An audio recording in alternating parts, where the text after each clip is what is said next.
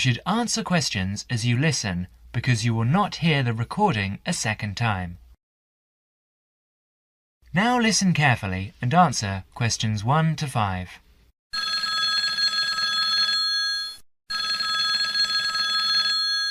New South Wales University, good morning. Oh, good morning. Can you put me through to the School of Computing Technology, please? Certainly. School of Computing Technology, Professor Dorfman's office. Oh, good morning. I was wondering if you could give me some information about the forthcoming Computing Technology 25th Conference. Dates, enrolment procedures, cost, that sort of thing. Certainly. When exactly is the conference? Well, the conference runs for 4 days from the 15th to the 18th of September. 15th to 18th September. Oh, good. I'll still be here then, and, where exactly is it being held? Is it at the university as in previous years? No, it's actually being held at the Pacific Hotel. We've rather outgrown the university conference facilities, so we've opted for this new venue. Right, Paradise Hotel. No, Pacific Hotel. Oh, right. And presumably we can get accommodation at the hotel. Yes, but you'll need to contact them directly to arrange that.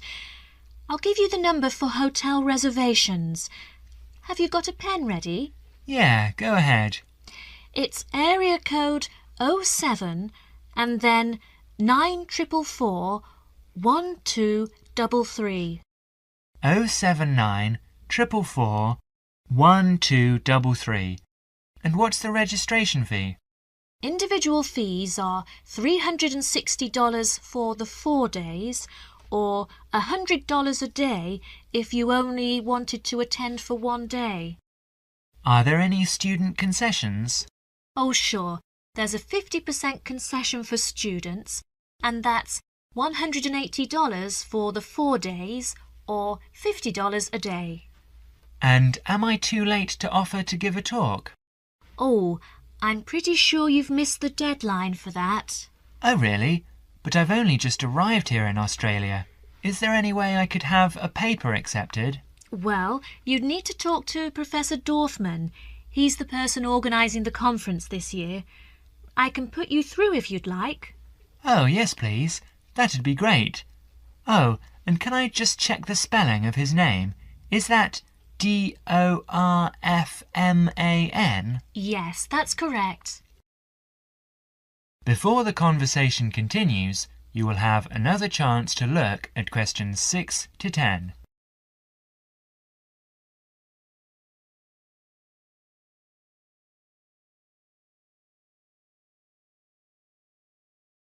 Listen carefully and answer questions 6 to 10. Professor Dorfman speaking. Oh, hello. My name's John Helston. I'm a computing technology student at London University. I'm here in Australia for 3 months, looking at educational application of computing and information technology. Right. I'm interested in giving a talk on my research at the conference, but I believe I may have missed the deadline. Well, strictly speaking, you have. The closing date was last Friday. Oh, no. But we may be able to include your paper if it fits into our programme. But you'll have to be quick. OK, what do I need to do? Send me an outline of your talk and make sure you include an interesting title for the talk. Something to attract the delegates' attention. OK, interesting title. Right. The outline should be no more than 300 words, though. Right. I should be able to keep it down to 300 words, but would 400 be OK? No, not really, because we have to print it in the proceedings, and we just don't have the space. Sure, I understand. And also, can you send me a short CV? The usual stuff. Name, age, qualifications, that sort of thing. Right. Include a brief CV. Actually, you can email it to me. That'd be quicker. Sure. What's your email address? Well, the best thing would be to send it to the Conference Administrative Officer. The address is admin in lowercase, you know, in small letters. Right. So, that's admin at anuconf.edu.au. Right, I'll do that straight away. Thank you very much. You've been very helpful. OK, well, we hope to see you in October then. That is the end of section 1. You now have half a minute to check your answers.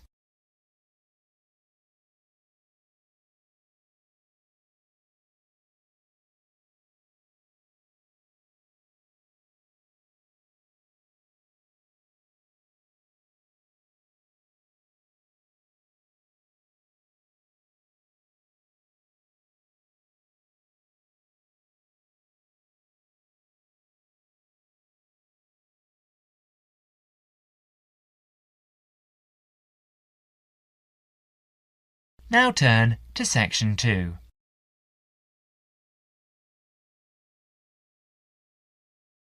Section 2. You will hear a guide talk about cooking ginger on the radio broadcast. As you listen, answer questions 11 to 20. First, you will have some time to look at questions 11 to 20.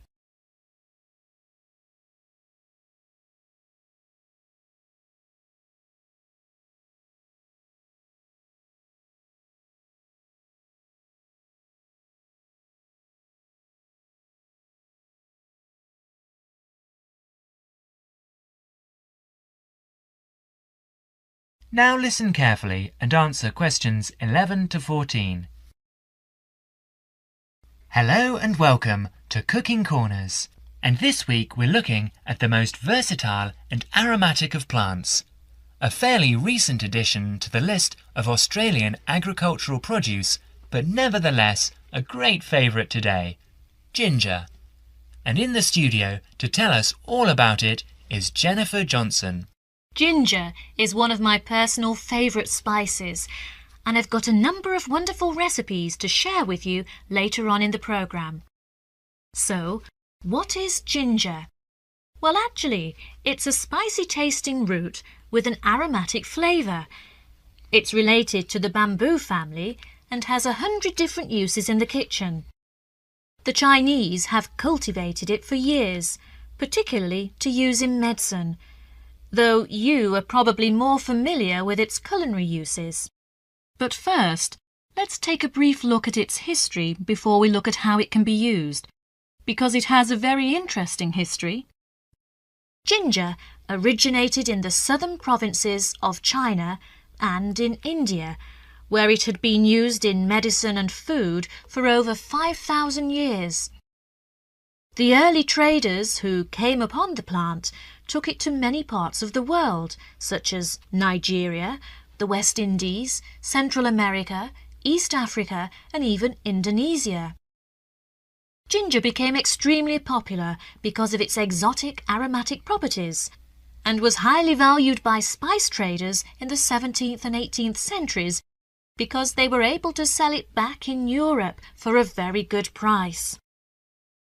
Although Australia is now the largest producer of ginger in the world, it wasn't grown in Australia until the early 20th century. Before Jennifer goes on to explain the history of ginger planting in Australia, you will have another chance to look at questions 15 to 20.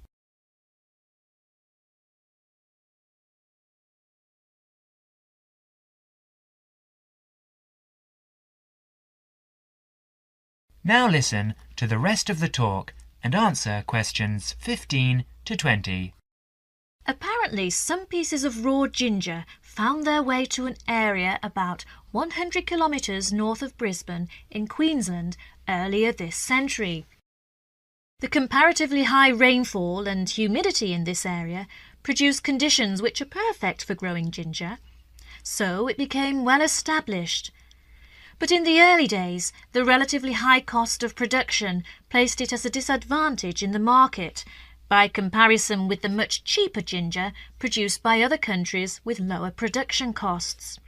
Then, in 1941, the supply of ginger to Australia started to run out. Remember, this was in the middle of the Second World War, when everything was in short supply. This provided a perfect opportunity for the Queensland growers to expand their production and sales. 5 local farmers got together and formed a cooperative association in a place called Buderim. They started with only £25 between them. That was in the days when Australian currency was pounds, not dollars. So they set up the company with 2 wooden vats and 14 tons of raw ginger. But they went on to become the most successful ginger farmers in the world. In fact, nearly all the world's ginger now comes from the Buderim ginger factory in Queensland.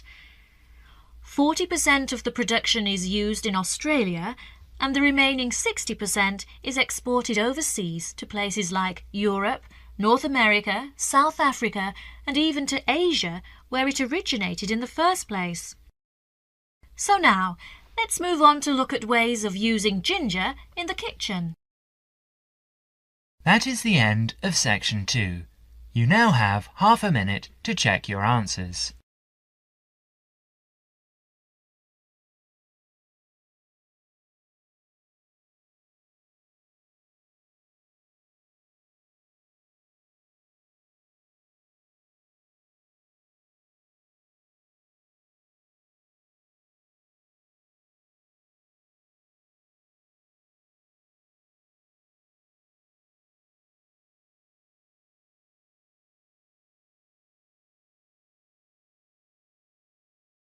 Now turn to section 3.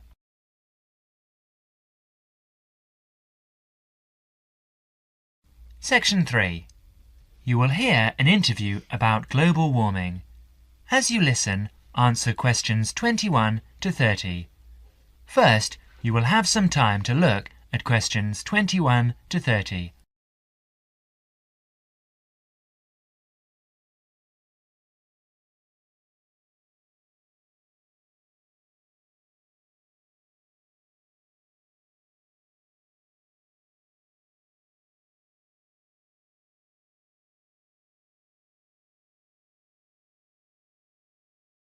Now listen carefully and answer questions 21 to 25. Dr. Parkinson, global warming was the threat of the 1980s, but it seems to have fizzled out of people's minds. Why do you think that is? Yes, in a way you're right. I think scientists have become occupied with the task of trying to find out whether it really is happening and, if so, whether it's caused by human activities. A greenhouse effect is, after all, a natural phenomenon. Yes, as we know, naturally occurring gases float above us, acting as insulators that prevent heat being radiated into space. And the fear is that the insulation might get thicker. Yes, and because of this, the Earth might get warmer.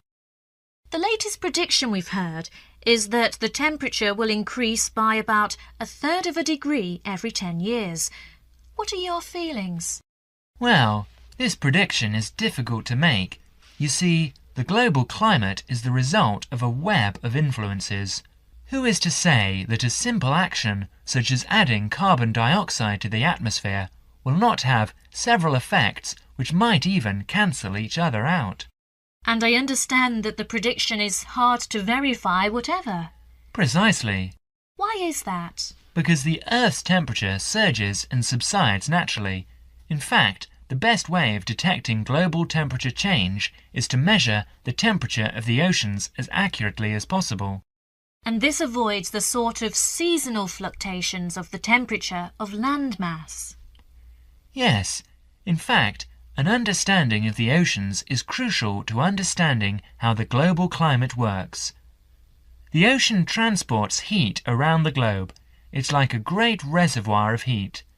A tiny change in sea surface temperature denotes a huge change in the amount of heat it is storing.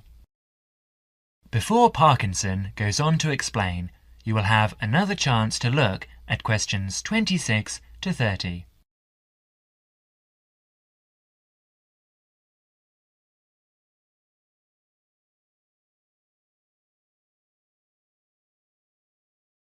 Now listen to the rest of the talk carefully and answer questions 26 to 30.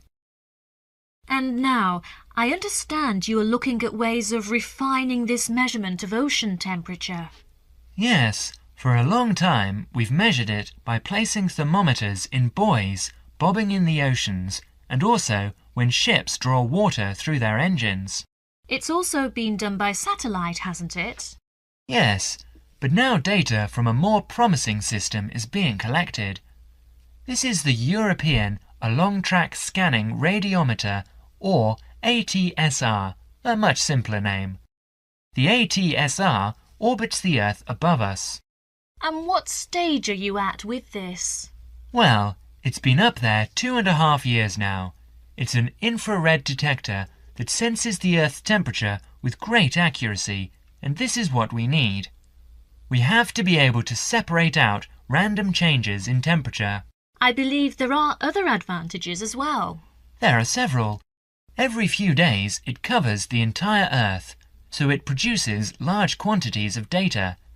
It measures the temperature from 2 angles, which allows correction for any effects that the intervening atmosphere may be having on its readings.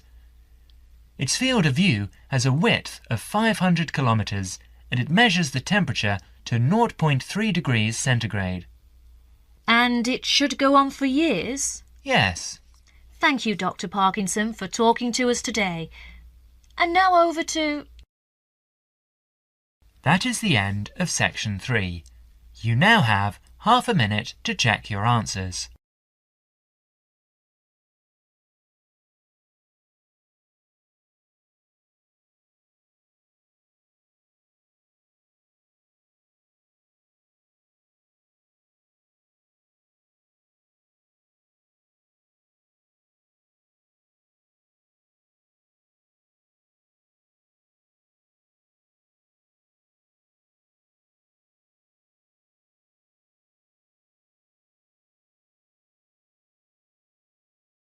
Now turn to section 4.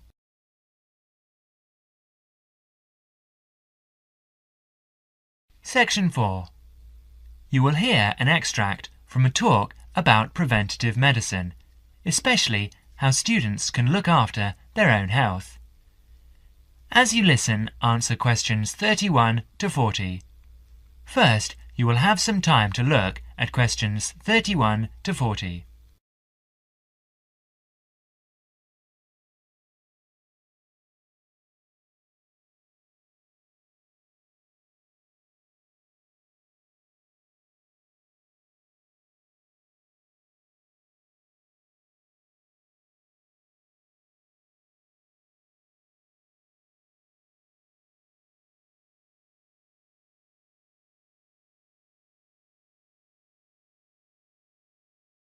Now listen carefully and answer questions 31 to 40.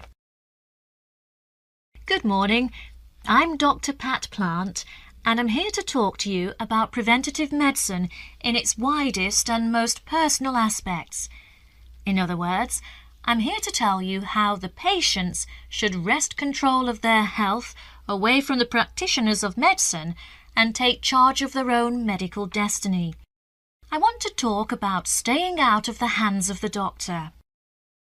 When a patient takes responsibility for her or his own health, and let's decide the patient is male for now, men are in fact more at risk than women anyway. When the patient takes over his own health regime, he must decide what he wants to do. The first thing, of course, is to give up the demon nicotine. Smoking is the worst threat to health, and it's self-inflicted damage. I have colleagues who are reluctant to treat smokers. If you want to stay well, stay off tobacco and smoking in all its manifestations. Our department has recently completed a survey of men's health.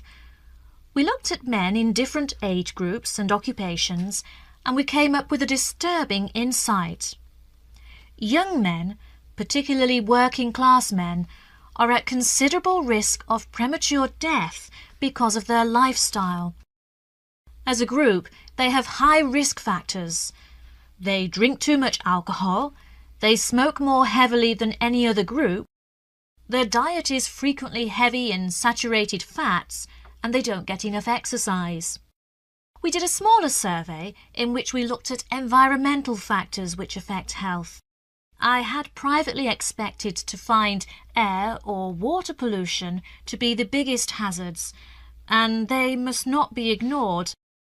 However, the effects of the sun emerged as a threat which people simply do not take sufficiently seriously. Please remember that too much sunlight can cause permanent damage. Given this information and the self-destructive things which people, particularly young men, are doing to themselves, one could be excused for feeling very depressed.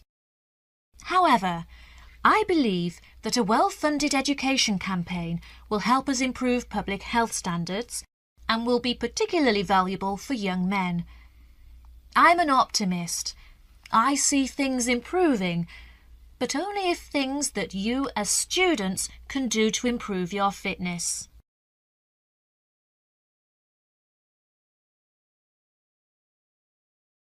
So now, I'd like to issue a qualification to everything I say. People will still get sick, and they will still need doctors. This advice is just to reduce the incidence of sickness. It would be great if disease was preventable, but it's not. However, we have power.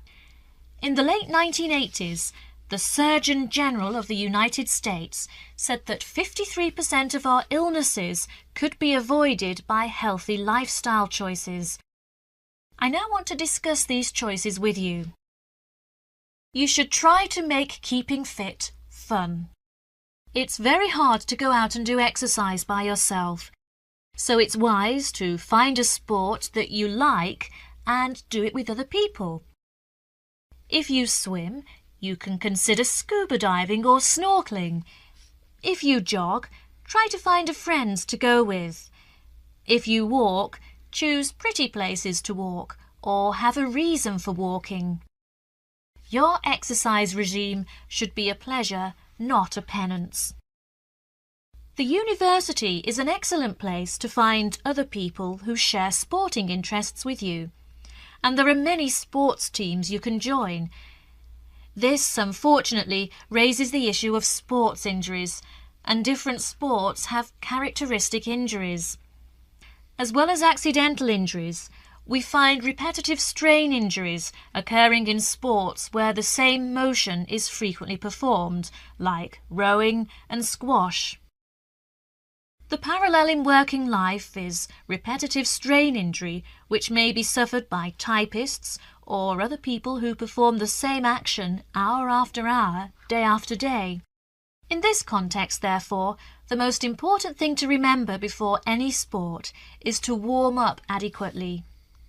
Do stretching exercises and aim at all times to increase your flexibility.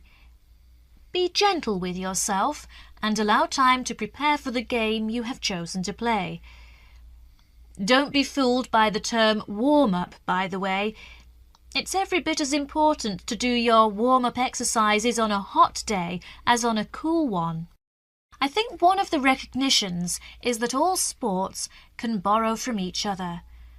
Many sports programs are now encouraging players to use cross-training techniques, that is, to borrow training techniques from other sports. Boxers have been using cross-training for years, building up stamina by doing road work and weight training, while honing their skills and reflexes. Other sports which require a high level of eye-hand coordination are following this trend. So you see table tennis players running and jogging to improve their performance, and footballers doing flexibility exercises which can help them control the ball better.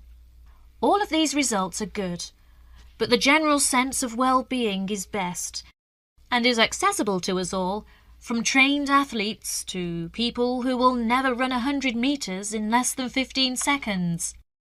Good health is not only for those who will achieve athletic greatness. That is the end of section 4. You now have half a minute to check your answers.